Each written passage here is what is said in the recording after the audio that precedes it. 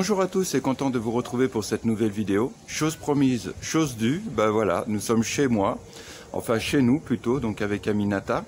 Derrière c'est Aïcha, donc notre bonne, hein, qui vient régulièrement, pratiquement je crois que c'est chaque jour qu'elle vient, donc s'occuper des plantes, s'occuper de l'intérieur, etc. Alors je ne vous filmerai pas l'intérieur de la maison parce qu'on tient quand même à préserver notre intimité. Je ne vous ferai pas voir non plus l'extérieur de la maison pour éviter de la situer tout simplement, hein, ça relève du bon sens. Mais je vous fais voir au moins un petit peu à quoi ressemble l'intérieur. Alors vous voyez, c'est ce que je vous avais dit, donc on a derrière moi, il y a un superbe manguier. On a un bananier, voilà, juste derrière, et là Aminata a fait planter un cocotier, mais miniature, donc d'après ce que nous disait le jardinier, ça doit pas pousser bien haut, et puis par contre on aura droit à des noix de coco, voilà, un petit peu. Voilà, alors je dois vous dire que le déménagement, bon, ça a été un petit peu laborieux, hein. On a fini le 25 décembre, et depuis, on peaufine, on arrange au fur et à mesure. Voilà, c'est une maison qui malheureusement avait été négligée par le gardien qui la squattait, hein, entre guillemets. Donc elle avait été négligée, dégradée, etc. Donc il a fallu tout reprendre et on y arrive. Vous voyez, on a même réussi à mettre des petits cailloux blancs. J'en ferai revenir parce que là, effectivement, je trouve qu'il n'y a pas suffisamment d'épaisseur. Donc on fera revenir des petits cailloux blancs. Et puis voilà. Alors, on va aller se déplacer un petit peu. Bougez pas, que je me casse pas la figure. Hop. Oui, une chose aussi, le temps n'est pas terrible, hein. On a beaucoup de vent en ce moment. D'ailleurs, c'est ce qu'on appelle, hein, c'est la saison des mangues, hein. C'est-à-dire que voilà, c'est une saison où durant plusieurs mois où il va venter. Il y a pas mal de vent. Là, c'est nuageux et il fait un peu frisquet. Pour vous donner un ordre d'idée, il doit faire peut-être 15 ou 16 degrés, quelque chose comme ça, je sais pas. J'ai pas de temps, enfin de thermomètre, mais c'est vrai qu'on sent une petite fraîcheur, hein. Voilà. Voilà, donc rien de particulier. Alors si, ici donc c'était l'ancien local gardien. Donc il avait une entrée en fait, donc qui donnait directement dans la cour. On a préféré, je dirais, la boucher pour qu'on y gagne en intimité. Donc on a condamné cette partie-là. Et en fait, l'ancien local gardien, on va le transformer en boutique. Donc voilà. Avec Aminata, on se posait la question de savoir si la boutique, on allait l'exploiter nous pour nos activités, ou alors si on allait la louer. On va voir. C'est quelque chose encore sur lequel on n'a pas tranché, et on va s'y pencher prochainement. Voilà. La maison par elle-même, vous voyez, elle est bien sécurisée, hein, avec des portails en fer. C'est ce que j'aime, hein, c'est son côté un peu rustique, voilà, basique. C'est ce qu'il faut pour ici, hein, pas de superflu, de superficiel. Donc le toit c'est de la paille, mais en dessous c'est toiture en béton. Voilà, et aussi une chose importante, il y a un puits. Alors le puits, on va s'y pencher. Je vous avais déjà fait des reportages sur les puits à l'époque où j'avais le terrain Gandigal. Je vous avais même fait, j'avais fait intervenir un puisatier, Toumani, d'ailleurs, qui a eu beaucoup de retours, hein. Les vidéos lui ont donné de la visibilité, j'en suis content pour lui. Et donc les puits, alors là, ce puits-là, vous voyez, voilà. Donc, alors la particularité, c'est qu'il y a une grille métallique à l'intérieur avec une pompe. Et je me pose la question de savoir si je ne vais pas supprimer le système de pompe, parce que j'ai pour habitude, puisque je gère des maisons, on a régulièrement des problèmes d'entretien de pompe qui tombent en panne, etc. Et je me dis peut-être que pour le puits, ça serait peut-être mieux de revenir à un puits traditionnel, avec une jolie armature métallique, et, une corde, voilà, avec un seau tout simplement. Et je suis pas trop friand, moi personnellement, des pompes sur le puits, avec surpresseur, etc. Parce que oui, c'est pratique, mais voilà, ça demande de l'entretien, et moi je conserve toujours mon côté un peu minimaliste et basique. Je fais attention, regardez, il y a que je me prenne pas la tête dans les cordes pour le linge, voilà. Vous voyez le système là, voilà. Vous voyez avec la petite réserve, etc. là. Ce genre de choses, voilà, je pense que je vais bannir tout ça et transformer ce puits, en faire un joli puits de décoration utile aussi, mais basique dans son fonctionnement. Voilà, donc voilà, je tenais à vous faire cette petite vidéo de présentation chez moi, dans mon intimité. Là, ce que je vais faire, comme d'hab, je vais, vous voyez, le vélo, il est pas loin.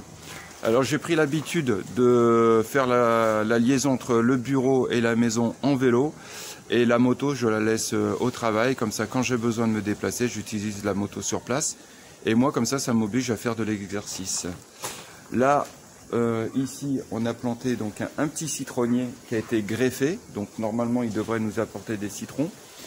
Là, je déambule sous un autre manguier, plus jeune. Voilà. Et donc, il devrait prendre une taille un peu plus importante. Voilà, je vais laisser Aïcha travailler. Elle est en train d'arroser les plantes. Et moi, je vais me préparer pour le travail. Bon, bah écoutez, on se retrouve au boulot. Je vous parlerai donc de la création d'entreprise. Comment créer son entreprise. Quels sont les 2 documents, je dirais, requis, fondamentaux. Donc, je vais vous parler de tout ça tout de suite. Entre-temps, je vais vous mettre une petite séquence qu'on m'a envoyée. Un toubab qui joue les griots, donc voilà, ça vaut le coup d'œil, donc je vous greffe ça entre les 2 séquences. Sur ce, à tout de suite.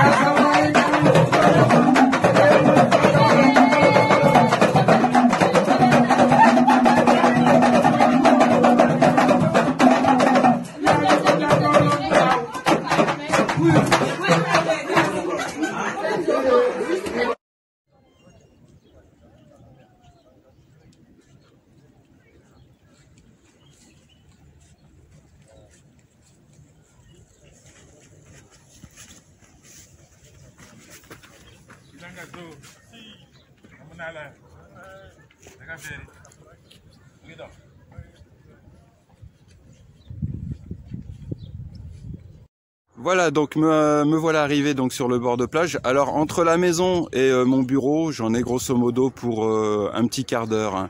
5 minutes de marche sur une route assez sableuse et ensuite 10 minutes sur le vélo, sur la route goudronnée. Voilà, donc ça me fait comme ça un exercice régulier que je m'impose le matin pour aller au bureau et le soir pour rentrer à la maison, tout simplement.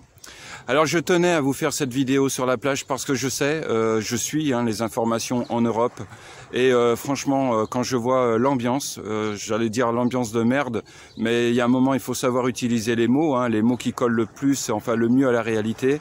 Donc quand je vois l'ambiance de merde, là le couvre-feu à 18 h en vous disant que de toute façon si ce n'est pas suffisant, on se dirigera vers un 3e confinement. Voilà, je me disais que le minimum que je puisse faire moi à mon niveau ici, c'est au moins de vous apporter une bouffée d'oxygène et de vous dire que voilà, je suis de tout cœur avec vous. Il n'y a pas qu'en France, je sais que la situation elle est merdique également en Espagne, en Italie, un peu de partout de toute façon dans le monde occidental. Mais il n'y a pas que dans le monde occidental, ailleurs également. Mais voilà, c'est ma petite contribution. Alors vous voyez là je suis du côté donc de plein sud. J'avais fait une vidéo dernièrement du côté donc d'Obama Beach. Là aujourd'hui du côté de plein sud et prochainement j'irai du côté de Nirniral.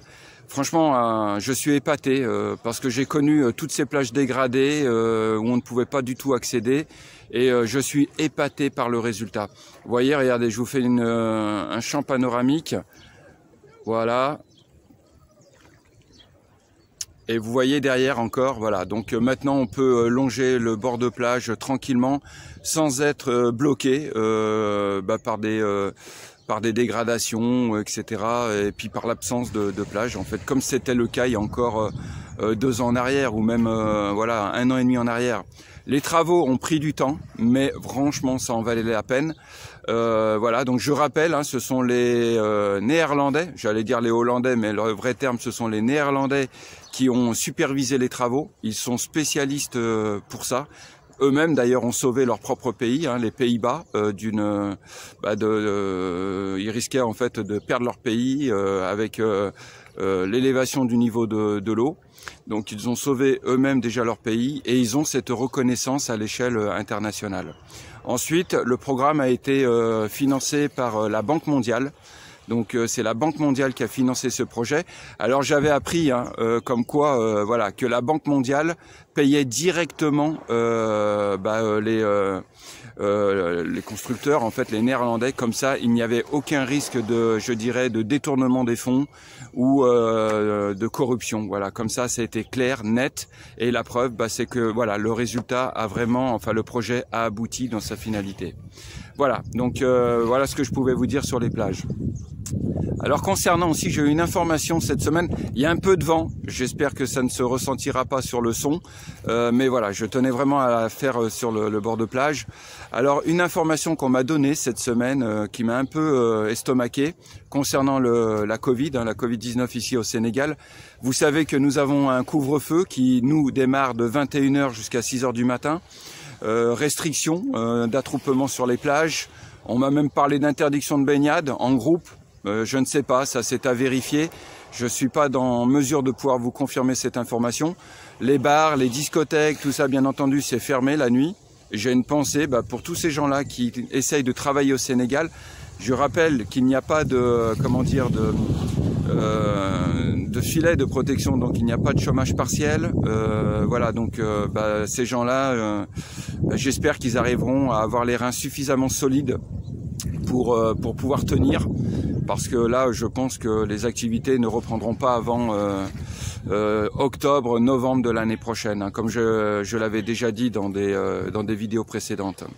Et donc, en fait, cette semaine, voilà, je suis tombé sur une personne qui, à la base, travaillait sur Dakar, qui est dans le service médical, en fait, voilà. Donc, et en fait, son travail, enfin, elle travaille dans une structure qui apporte des soins aux personnes souffrant de rhumatisme, de traumatologie, voilà. Et donc ils essayent d'apporter des soins par la thalassothérapie, par l'aquathérapie. Et elle me disait qu'en fait ils avaient perdu la moitié de leur clientèle, malheureusement, que parmi les personnes d'un certain âge, etc., ils avaient perdu la moitié de leur clientèle. Alors elle me disait que tous n'étaient pas liés par rapport au coronavirus, on ne pouvait pas dire que c'était le résultat, mais elle me disait quand même qu'ils avaient senti voilà, il y a eu, voilà, les chiffres étaient là pour parler, et donc c'est ce qu'elle me disait. Et surtout ce qu'elle me disait, chose importante, elle me disait les chiffres officiels qu'on vous donne à l'heure d'aujourd'hui. Alors si j'ai de bonne mémoire, je crois que il y a eu 22 000 contaminés ici au Sénégal.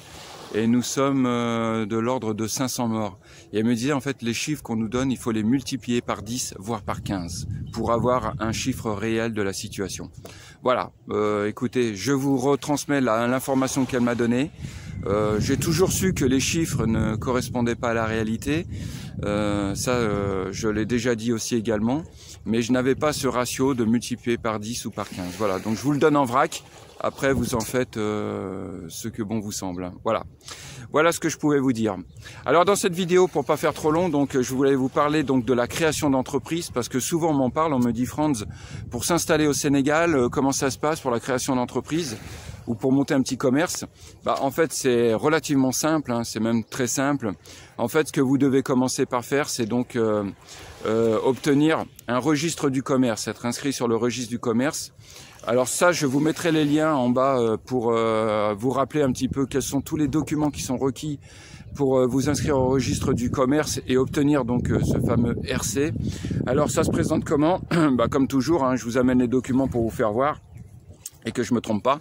Voilà, ça se présente comme ça. Donc voilà, alors moi c'est mon côté maniaque, je l'ai plastifié, mais voilà, le registre du commerce avec votre nom, votre prénom, le numéro du RC, vous voyez, il est en bas de la page, voilà, SN, THS, etc. Et une chose, alors un conseil que je pourrais vous donner, c'est que quand vous faites votre registre du commerce, on va vous demander activité exercée. Dans ce cas-là, faites préciser toute activité. Voilà. Pourquoi? Parce que moi, je me suis limité à prestation de services en immobilier. C'est-à-dire que logiquement, théoriquement, je suis limité à ce champ d'action. Alors, je peux faire modifier mon registre du commerce, c'est-à-dire retourner au tribunal administratif et faire rajouter voilà, d'autres activités. Mais le plus simple, l'idéal, c'est de le faire dès le départ. vous faites marquer toute activité, comme ça vous avez un champ, un panel d'activités illimité. D'accord? Donc voilà, ça c'est l'astuce que je pouvais vous donner. Ensuite, au niveau du coût, c'est pas énorme, hein, je crois. Hein. J'ai pas le tarif en tête, mais je crois que c'est de l'ordre de 20 ou 25 000 francs CFA, c'est-à-dire ça représente du 30 ou du 40 euros. Hein. Et une fois que vous avez obtenu donc le RC, vous devez obtenir donc votre NINEA. Le numéro NINEA, c'est un numéro, une matricule, et ça c'est pour être identifié auprès des impôts. Et ça se présente comme ça, voilà. Donc un feuillet comme ça. Pareil, je l'ai plastifié également. Et donc une fois que vous avez votre RC, votre NINEA, eh ben vous pouvez exercer tout simplement votre activité dans le domaine que vous avez choisi. Voilà. Donc vous voyez, c'est relativement simple. Je rappelle, hein, ici au Sénégal, mais en Afrique de l'Ouest, hein, comme je l'ai toujours dit, nous sommes dans un système ultra-libéral, c'est-à-dire que l'idéal, si vous voulez vous en sortir, c'est de créer votre propre travail. Donc comme nous sommes dans un système ultra-libéral, eh ben, les formalités pour créer son entreprise sont simplifiées au maximum. Donc ça, il n'y a rien de compliqué. Quelques documents vous sont demandés, donc je vous les mettrai dans le lien de la descriptif, enfin dans le lien de la descriptif. Si vous avez des précisions à apporter ou une expérience, n'hésitez pas à les faire apparaître dans les commentaires, hein, comme toujours. Ça peut être profitable pour d'autres. Ça c'était voilà quelque chose que je voulais aussi souligner. Et zut, alors j'ai perdu la chose que je voulais vous dire concernant le travail. Oui, alors en parallèle, donc ça c'est ce que j'ai fait donc pour Aminata, hein, puisque elle a une boutique. Alors dans sa boutique, elle propose du cosmétique. Elle a fait intervenir dernièrement, elle a intégré dans son équipe un tailleur. Je rappelle qu'ici, hein, au Sénégal, mais dans tous les pays de la sous-région, tailleur, vente de produits cosmétiques, ça c'est incontournable, parce que les femmes sénégalaises, les femmes africaines, voilà, c'est quelque chose dont elles ne peuvent pas se passer. Donc voilà, c'est une activité qui est d'ailleurs tellement incontournable qu'il y en a même beaucoup, il y en a même trop. Mais après, c'est ce que j'explique à Aminata, c'est ce que je vais expliquer et c'est ce qu'elle applique également. Ce qui fait la différence dans toutes les activités où il y a une grosse concurrence, c'est vous-même. De la même manière, moi dans l'immobilier, dans le conseil, il y en a énormément. Mais après, ce qui fera la différence, c'est la personne par elle-même. Ça sera lui le fonds de commerce réel.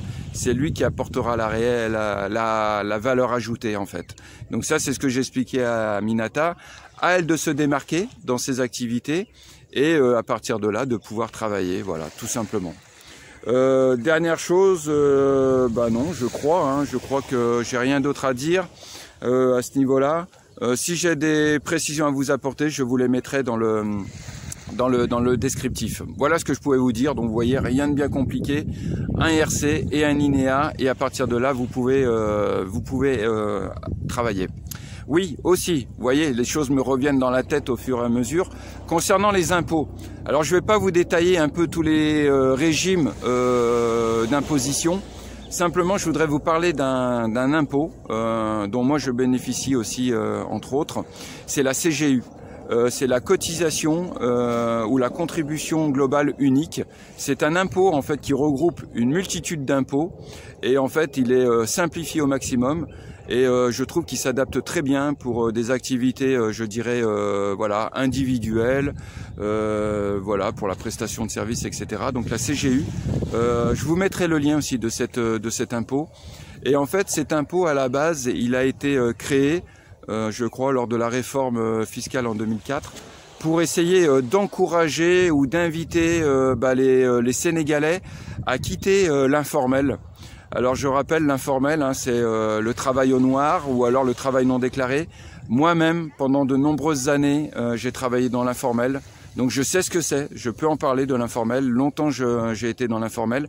Et cet impôt m'a permis, moi justement aussi, de quitter l'informel pour rentrer dans le monde déclaré. Comme ça, chaque année, je paye mes impôts, je suis reconnu par l'État sénégalais, voilà, j'ai mon statut de contribuable sénégalais et donc la CGU, voilà, c'est un impôt qui mérite d'être connu.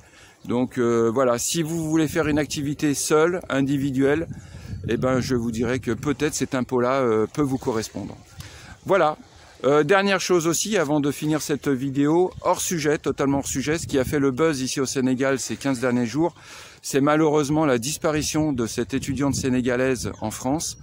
Donc élève dans le prestigieux établissement là, d'ailleurs dont j'ai perdu le nom. Zut, bah alors, comment il s'appelle? Bon, bah écoutez, je vous mettrai le lien de l'article. Vous voyez, hein, quand on fait en one shot les vidéos, voilà, il peut y avoir des ratés, mais c'est pas grave, hein, à la bonne franquette, hein, comme on dirait en toute simplicité. Donc voilà, oui, Louis le Grand. Voilà, donc elle était scolarisée et elle est scolarisée dans l'établissement Louis le Grand. Et en fait, elle est dans une classe préparatoire pour intégrer les grandes écoles, enfin une des grandes écoles de Paris. Et en fait, elle a disparu depuis le 4 janvier. Donc ici, ça fait énormément de buzz. Ah, on a le soleil qui pointe le bout de son nez. Ça fait du bien un peu. Alors, elle a disparu. Alors ici, beaucoup d'articles, d'interventions télévisées. Moi-même, j'ai essayé de relayer l'information à travers mes réseaux sociaux, Facebook, WhatsApp, la chaîne YouTube. Et pour l'heure, en fait, on a peu d'éléments. Mais ce qui est la nouvelle persistante qui arrive régulièrement, c'est que ça serait un départ ou une disparition volontaire.